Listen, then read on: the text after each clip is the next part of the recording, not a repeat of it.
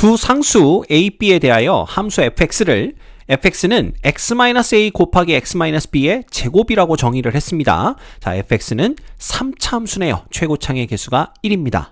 함수 gx는 x세제곱 플러스 x 플러스 1인데 이것의 역함수 g의 인버스 x에 대해서 hx를 f와 g의 인버스의 합성함수로 정의를 했습니다. 근데 이 합성함수가 다음 조건을 만족시킬 때 f8의 값을 구하시오 라는 문제입니다. 자, 가조건은 함수 x-1 곱하기 절대값 hx가 실수 전체의 집합에서 미분 가능하다라고 했고요. 그 다음 나조건은 h의 프라임 3이 2다 라고 알려줬습니다. 먼저 우리 fx의 그래프를 생각해보면 이렇게 x축이 있을 때 이 함수의 그래프는 이런 식으로 이렇게 그려지게 될 겁니다. 그래서 여기가 x가 a일 때고요. 여기가 x가 b일 때인데 b에서는 x축에 접하는 이런 형태가 되겠죠. 그래서 이 그래프가 y는 fx의 그래프가 됩니다. 그 다음에 y는 gx의 그래프를 생각해보면요. 일단 g의 프라임 x를 구해보면 3x의 제곱 플러스 1이 되는데 이건 항상 1보다 크거나 같은 값을 갖습니다. 따라서 g는 계속 증가하는 함수다라는 걸 알 수가 있고요. 게다가 g 더블 프라임의 x가 뭐가 되냐면 6x입니다. 따라서 x 이퀄 0에서 좌우에서 부호가 바뀌죠. 네, 결국 0에서는 변곡점을 갖게 되는 계속 증가하는 이런 식의 그래프가 된다라는 걸 알 수가 있어요. 그래서 대충 또 이 gx의 그래프를 그려보면 어떻게 되냐 하면 0,1을 지나가죠. x가 0일 때 1이고 이 0이 변곡점이 됩니다. 따라서 얘는 이런 식으로 이렇게 계속 증가하는 이런 그래프가 나올 거예요. 그러면 g의 역함수의 그래프는 어떻게 될까라는 건데 g의 역함수의 그래프는 y는 x의 대칭입니다. 그래서 우리가 이렇게 y는 x를 그려놓고 여기에 대해서 얘를 대칭 이동을 시킨 것이 바로 g의 인버스 x의 그래프가 되겠죠? 그러니까 이걸 그리면 대충 어떻게 나오냐 하면 이런 식으로 이렇게 나올 것 같아요. 이렇게 나옵니다. 그래서 여기가 0,1이었으니까 이 점은 당연히 1,0이 되고요. 이 역함수의 그래프도 계속 증가하는 형태의 그래프가 나오는 걸 알 수가 있어요. 대충 감을 잡으셨죠? 자, 그러면 이 hx는 f와 g의 인버스의 합성함수입니다. 이 hx의 그래프도 우리가 대충 그려볼 수 있는데 방금 말씀드렸듯이 x가 실수 전체의 값을 가질 때 g의 인버스 x는요. 음의 무한대부터 계속 증가를 해서 양의 무한대까지 가게 됩니다. 그죠? 따라서 이 합성함수의 그래프의 개형도요. 얘랑 비슷한 형태로 나올 거라는 걸 예상할 수가 있어요. 그래서 우리는 hx의 그래프도 얘랑 똑같은 모양은 아니겠지만 전체적인 개형은 이렇게 나올 거다라는 걸 알 수가 있습니다. 그쵸? 이걸 이렇게 딱 접하게 그려볼까요? 이런 식으로 이렇게 나옵니다. 다만 여기가 a고 여기가 b가 되는 건 아니겠죠. 그죠? 그러면 여기가 언제고 여기가 언제냐라는 건데 자, 여기가 뭐가 되려면 함수값이 0이 되려면 이게 y는 hx의 그래프입니다. 그죠? 함수값이 0이 되려면 이 f 안에 들어가는 요 값이 a가 돼야 돼요. 그래서 g의 인버스의 값이 a가 되는 지점을 우리가 g의 인버스의 알파가 a가 된다라고 한다면 요 지점은 알파가 되는 겁니다. 됐죠? 그 다음에 여기가 b가 되는 거니까 우리가 예를 들어 g의 인버스의 베타가 b가 되는 지점이다 라고 한다면 여기가 바로 x값이 베타가 되는 지점이 되겠죠. 그래서 대충 우리가 이런 식으로 y는 hx의 그래프를 그려볼 수가 있습니다. 그런데 가조건에 보면 x-1 곱하기 절대값 hx가 실수 전체의 집합에서 미분 가능하다 이런 얘기를 하고 있어요. 자, 먼저 우리가 그냥 y는 hx라는 요 함수를 한번 생각해 봅시다. 이 함수는 f 안에 g의 인버스가 들어가 있는 형태예요. 합성함수죠. 근데 우리가 알고 있는 게 g의 인버스도 미분이 가능합니다. 지금 보시면 요 함수인데 요 함수가 미분이 가능하다라는 걸 그래프로 확인해 볼 수도 있고요. 그 다음에 역함수의 미분을 쓴다면 이겁니다. g의 인버스의 프라임 x라는 것은 결국 g의 프라임 y분의 1이라는 거 우리 배워서 알고 있어요. 그죠? 근데 이 y 값이 결국은 요 gx의 치역을 얘기하는 건데 이게 실수 전체의 값을 갖습니다. 게다가 이 g'x가 3x제곱 플러스 1이니까 이 x가 실수 전체의 값을 가져도 이 도함수의 함수값은 항상 존재하죠. 그리고 그 값은 1보다 크기 때문에 이 분모가 0 될 리도 없습니다. 그래서 g의 인버스 프라임 값이 항상 존재한다는 걸 알 수가 있어요. 그죠? 뭐 이런 식으로 우리가 미분이 가능하다는 걸 파악해 볼 수도 있겠죠. 그래서 이 역함수도 미분이 가능하고요. g의 인버스 x도. 그 다음 f는 3차 다항함수이기 때문에 역시 미분이 가능합니다. 따라서 둘을 합성한 합성함수도 미분이 가능하다라는 걸 알 수가 있고요. 이때 h의 프라임 x가 뭐가 되냐 하면 f의 프라임에 뭐가 됩니까? g의 인버스 x 그대로 한번 오고 그 다음에 곱하기 g의 인버스의 프라임 x 이렇게 온다라는 걸 알 수가 있습니다. 됐죠? 자, 그런데 요때 이 함수가 hx니까 이 함수가 미분이 가능하다라고 지금 말씀을 드렸죠? 그러면 여기에 절대값을 붙인 함수는 미분이 불가능한 점이 생길 거냐라는 겁니다. 생기니까 가조건이 나왔겠죠. 그럼 그 점이 어딜 거냐라는 걸 우리가 확인해야 됩니다. 그래서 이렇게 보시면 얘를 접어서 위로 올리는 거구나. x축 아래쪽을 접어서 위로 올리면 요 부분이 위로 올라오면서 그죠? 여기가 미분이 불가능해질 거다라는 걸 우리가 예상해 볼 수가 있어요. 다른 데서는 미분이 가능하겠죠. 접어 올릴 데가 없기 때문에 이미 미분 가능한 함수인 걸 아니까. 그죠? 그러면 정확하게 여기서만 미분이 불가능해질 가능성이 있는데 실제로 여기서 미분이 불가능한지를 확인해 보시면 자, 알파에서의 미분 계수를 구해보는 겁니다. h의 프라임 알파를 구해보면 여기다 그냥 대입하면 되겠죠? 그래서 f의 프라임에 g의 인버스 알파가 되는 거고요. 곱하기 g의 인버스 프라임의 알파가 되는 건데 자, g의 인버스의 알파는 얼마라고 그랬죠? a라고 했습니다. 그죠? 그러면 f의 프라임 a니까 여기 f의 프라임 a면 요 점에서의 미분 계수 얘기하는 건데 얘는 양의 값을 갖는다라는 걸 우리가 알 수가 있겠죠. 그죠? 그래서 여기 대충 여기다가 접선의 기울기를 이렇게 그려보면 요 접선의 기울기가 양의 값을 갖습니다. 그죠? 그래서 우리가 그냥 이걸 K라고 한번 해볼까요? 그러면 요 부분이 뭐가 되는 거야? 그냥 K가 되는 걸 볼 수가 있어요. 그리고 K는 무슨 수다?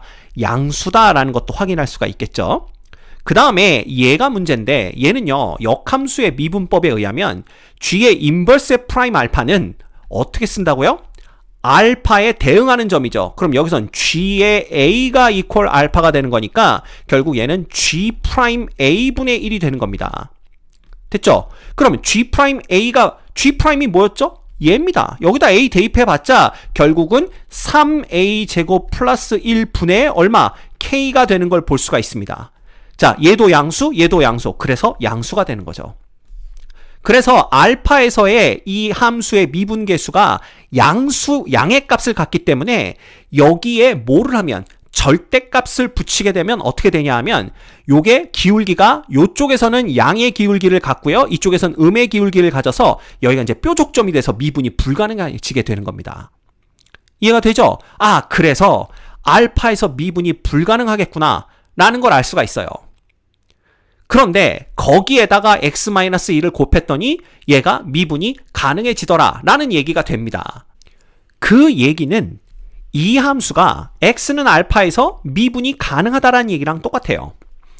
그죠? 그래서 우리가 요 함수가 어떤 함수인지 그 정체를 한번 살펴보면요. 자, 이거는 원래 이 hx가 알파보다 큰 쪽에선 양수고 알파보다 작은 쪽에선 음수였습니다. 따라서 이 함수는 이렇게 쓸 수가 있죠. h의 x, 이건 언제? x가 알파보다 크거나 같을 때. 그죠? 그 다음에 요 함수는 마이너스를 달고 나옵니다. 이렇게 h의 x, 이건 언제? x가 알파보다 작을 때. 이렇게 되는 거예요. 근데 이 두 함수가 x는 알파에서, 이렇게 두 함수가 아니죠. 요 함수가 x는 알파에서 미분이 가능해요. 그죠? 근데 hx는 이미 미분 가능한 함수인 거 아니까 x-1도 미분 가능하죠? 따라서 x가 알파보다 큰 쪽에서는 얘의 미분 계수를 도함수를 이용해서 구해보면 요거 미분하면 그냥 hx 플러스 x-1에 h의 프라임 x가 됩니다. 됐죠? 그 다음에 요걸 미분하면 마이너스 hx가 되고요. 그 다음 마이너스 x-1에 h의 프라임 x 이렇게 됩니다. 그래서 x 대신에 알파를 대입했을 때 이 값과 이 값이 서로 똑같아야 돼요. 그래서 h의 알파 플러스 알파 마이너스 1의 h의 프라임 알파가 마이너스 h의 알파 마이너스 알파 마이너스 1의 h의 프라임 알파 이렇게 똑같아야 됩니다. 자, 그런데 h의 알파, 즉 알파에서 h의 함수값이 0인 걸 이미 알고 있어요. 그래서 얘네들은 어차피 0이니까 볼 필요 없고요. 그 다음 얘를 넘겨서 정리하면 2배의 알파 마이너스 1 곱하기 h의 프라임 알파가 얼마입니까? 0이 돼야 됩니다. 자, 그런데 우리 h의 프라임 알파가 0보다 크다라는 거 이미 알고 있거든요. 그럼 얘가 0이 될 수 없으니까 결국 누가 0이 돼야 돼요? 알파 빼기 1이 0 돼야 됩니다. 그래서 우리는 알파가 1이라는 걸 알아낼 수가 있어요. 자, 그럼 알파가 1이라는 건 또 여기 보시면 g의 a가 알파죠. 그래서 이 g의 함수값이 1이 되도록 만드는, 요 값이 1이 되도록 만드는 x가 얼마인지를 찾으면 a가 되는 겁니다. 근데 얘가 1 되려면 x는 얼마 되는 수밖에 없어요? 0 되는 수밖에는 없습니다. 그렇죠? 네. 그래서 a가 0이구나 라는 것까지 알아낼 수가 있습니다. 그래서 결과적으로 fx라는 함수식이 x 곱하기 x-b의 제곱 요런 꼴이 되는 거예요. 됐죠? 자, 그러면 이제 누굴 보는 거냐 하면 요 나 조건을 보는 겁니다.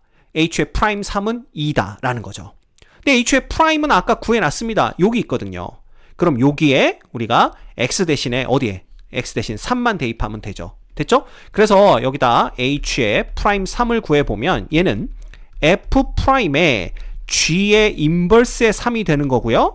그 다음에 곱하기 g의 인버스의 프라임 3이 된다라고 보시면 됩니다. 이렇게 되는 거죠. 됐죠? 그러면 g의 인버스의 3이라는 건 뭐냐라는 건데 결국 우리가 모르니까 g의 인버스의 3을 그냥 c라고 한다면 g의 c가 3이 되는 요 c를 찾으시면 됩니다. 그죠? 근데 gx가 지금 이렇게 생겼거든요. 그럼 얘가 또 3이 되는 걸 찾으셔야 돼요. 얘가 3이 되는 걸 찾는다면 x가 얼마일 때겠어요? 눈에 보이네요. x는 1일 때입니다. 그죠? x가 1일 때 gx가 3의 값을 갖죠. 됐죠? 그래서 요 c가 1이구나 라는 걸 알 수가 있어요. 요게 이꼴 1 이렇게 되는 겁니다. 그러면 얘는 뭐가 되냐면 f의 프라임의 1이 되는 거예요. 그죠? 왜 또 11이 됐습니까? f의 프라임 1이 되는 거고 곱하기 얘는 뭐가 되는 겁니까? g의 인버스의 프라임 3이니까 자 여기 1이라고 되어 있습니다. 역함수의 미분법에 의하면 g 프라임 1분의 1 이렇게 되는 거죠. 됐죠? 자 그러면 f의 프라임 1은 구하시면 됩니다. f의 프라임 1은 어떻게 구하냐 하면 fx 여기 있으니까 요거 그냥 미분해 보시면 돼요. 그래서 f의 프라임 x는 뭐가 됩니까?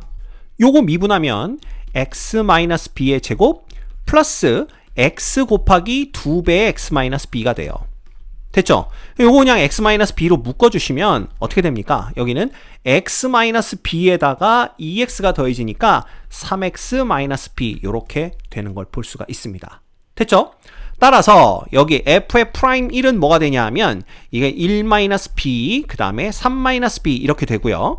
곱하기 g 프라임 1은 뭐가 되냐 하면 아까 우리 g 프라임 구해놨었죠? 어디 있죠? 여기 있네요. 그래서 g 프라임 1은 여기다 1 대입하는 거니까 그냥 4 됩니다. 4. 그죠? 그래서 요거는 4분의 1 이렇게 되는 거예요. 얘가 2와 같다 라고 조건이 주어진 겁니다. 됐죠? 그래서 요 식을 우리가 정리해주면 뭐가 되냐 하면 요거 전개합니다. b제곱 마이너스 4b 플러스 3 이렇게 돼요. 얘가 8과 같은 거죠. 따라서 b제곱 마이너스 4b 마이너스 5가 0이고요. 인수분해하면 b 마이너스 5 그 다음에 b 플러스 1 이퀄 0 이렇게 됩니다. 따라서 b 값이 5거나 마이너스 1 두 개가 나오는데 자 문제에서 뭐라고 그랬냐 하면요.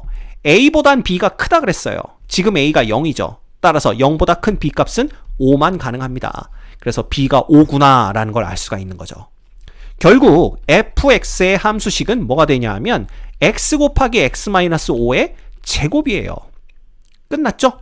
그러면 f의 8값 구하라고 그랬나? 8 넣어보시면 8 곱하기 3의 제곱 됩니다. 8, 9, 72가 우리가 구하는 정답인 것을 알 수가 있어요.